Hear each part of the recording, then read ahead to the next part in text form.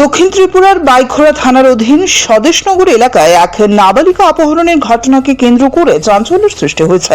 ঘটনার পর থেকে মেয়ের কোনো সন্ধান না মেলায় সংবাদ মাধ্যমের দ্বারস্থ হয়েছেন অসহায় পরিবারের অভিযোগ, গত 23 জুন প্রাইভেট টিউশনে যাওয়ার পথে প্রদীপ বণিকের নাবালিকা কন্যা নিখোঁজ হয়ে যায়।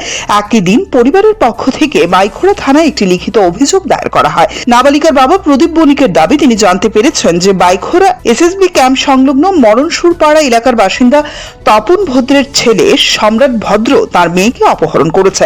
তিনি এই তথ্য পুলিশকে জানিয়েছেন বলেও দাবি করেন। তবে পরিবারের অভিযোগ দায়েরের পরও পুলিশ এখনো পর্যন্ত কার্যকর পদক্ষেপ গ্রহণ করেনি।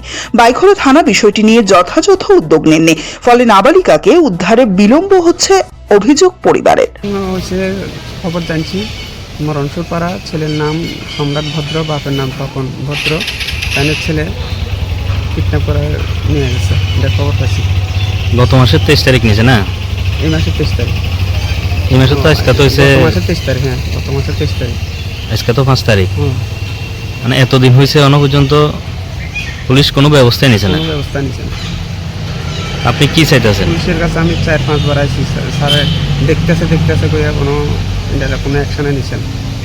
আপনি কি চাইতেছেন? আমি মেয়ে যাতে সসম্মানে ফিরে পাই আমি চাইতেছি। এত নাবালিকাই না? নাবালিকা।